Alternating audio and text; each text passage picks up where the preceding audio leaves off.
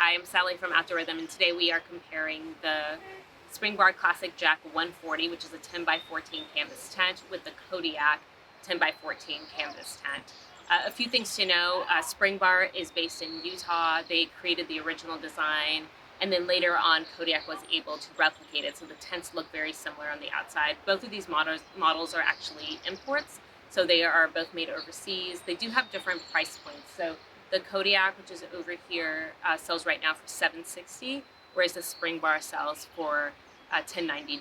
So there's a price point difference, and there are feature differences that go along with that price point. Those are some of the things we want to highlight for you today, so you can make the best decision for your family as you're looking for a tent.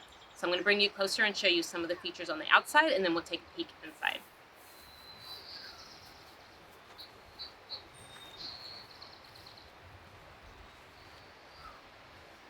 So we're going to start by just looking at the guidelines. So this is the Kodiak, and that is the Springbar. Again, they're both 10 by 14. They're both the import models of these tents. So the Kodiak has this white nylon guideline, which is connected with these plastic hooks. Springbar also uses nylon, but it's just like a sturdier fabric, and it's connected by wood. So that is a little bit of a difference in feature. These have plastic pieces, which, could be prone to breakage, but they are a really sturdy plastic. So that's one difference right there with the Kodiak versus the Springbar. Another thing you'll find is the ground sheets are different. So Springbar uses a lot of canvas, and in fact their ground sheet is also a treated canvas material, whereas Kodiak uses more of a tarp material. It does have this plastic around the grommet, which makes it sturdier than if it were just tarp, but that is one of the differences. Now, tarps work fine as ground sheets. It's just something to note in terms of, again, the price point and the differences in how these are made. The next piece in the same location is these hooks that are used to attach to the stakes. So the ones that Kodiak uses are connected by a canvas piece. So there's the tent itself, the canvas piece is sewn into the tent, and then the metal loops around it.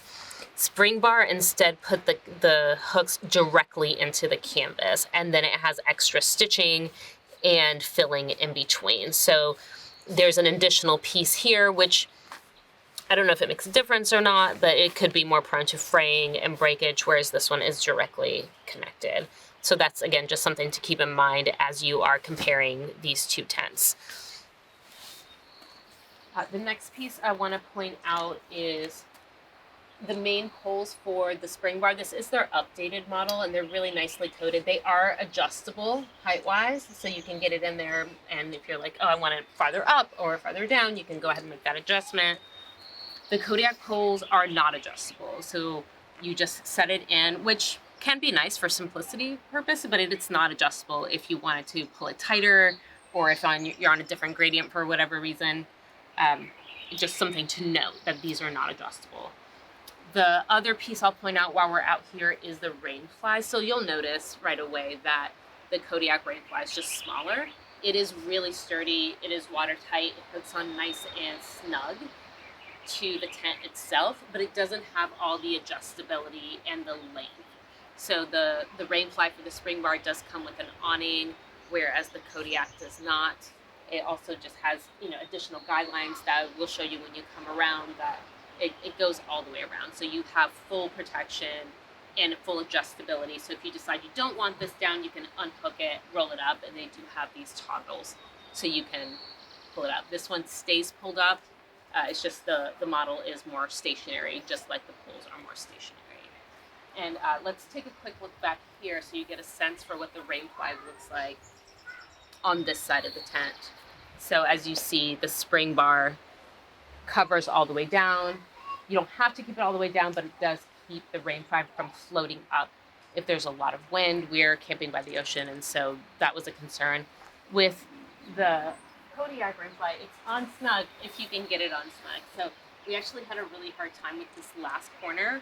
We tugged and could not get it up, and so when the wind came, as you can see, it then starts to fly a little bit. So Kodiak does have an awning, a canvas awning, just like the Springbar one, but their rainfly does not have one, and we had a hard time attaching it. And because it doesn't have additional fabric and guidelines and all that, there was no other way for us to secure it unless we, found additional rope and then somehow secured it to the grommet. But it's just a little bit more of a hassle to try to figure out how to do that. We had a hard time getting it attached, and it didn't feel as sturdy or secure as the Springbar did.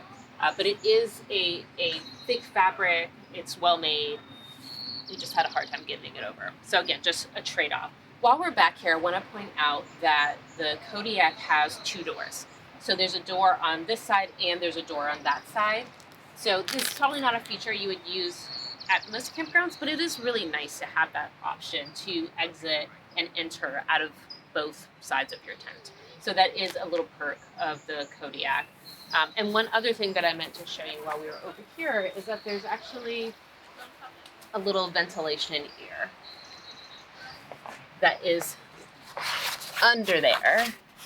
So it ventilates the tent, and it's on there all the time. So even if you don't have one of the windows open, there's always ventilation, which is a really nice touch. So now we're gonna pop inside so you get a chance to see what each of these tents look like. We'll start with the Kodiak. So you'll see from the outside, there's one really big window, and then there's the inside liner that you can roll up and down. And then you open it this way. The Kodiak zippers do stick a little bit sometimes, but they are sturdy. They're well made. They do have poles, which makes it a lot easier. But just as you're getting it started, sometimes it just kind of put a little bit of effort into it. But they work well, and they do offer a nice door-like entry. And then you'll see in the back you have the option of opening up those 2 windows or opening up the larger zipper on the left-hand side and entering in and out of there as though it were another door. So this is a nice tent. It's sturdy. It's well made with really nice thick fabric. Okay. And then we'll go inside the Springbar. And it's worth noting that we've created another video of the Springbar where we give more of a tour, and we give more of a tour and let you know what we like about it and show you how we have it set up. One thing to know about this classic Jack 140 specifically is they do have these triangle cutouts on the 2 ends. So that one is a window, but this one over here comes out all the way, and you can actually replace it with one that's made especially to hold a tent heater. So there's actually, you can purchase a propane or a fire heater to put right here, and then this is intended to zip out and be replaced by a custom kind of more fire resistant sheet with piping. So we've created a separate video that goes over that, and it does a very brief overview, but you can look at the other video to see what that looks like and how to set that up. So again, so this is the Springbar Classic Jack 140, which is a 10x14. That one right there is the Kodiak, also 10x14. As you can see, they are very similar models. Springbar was the original. Kodiak did something similar. Again, both of these are imports, but one thing to note is because Springbar is based in Utah, we had issues with one of the grommets, and even though we purchased their import model, we were able to send it to their shop in Utah and get it repaired, which is, we felt, a really nice perk. Whereas if you buy it online and then it was shipped from overseas, you're not quite sure where you can get it repaired, and it's a little bit more of a hassle. So something to note, that they do have operations in Utah, and they will accept even your import models for repair. And both of these tents are canvas, and that makes it easier to repair, and you'll get more life out of your tent than if you purchase a nylon tent and then you're needing to tape it and whatnot to try to fix it. So that's another perk of doing canvas tents in general. So we hope this is helpful as you try to choose the best tent for your family. There will be links down below about where you can purchase these items, and also links to our other YouTube videos where we mentioned the heater and give you a more in-depth tour of the Springbar specifically. Both are great tents. We hope you enjoy camping and that you find whatever is best for your family. And you can visit us at outdoorrhythm.com for more tools and resources information on how to camp with your family.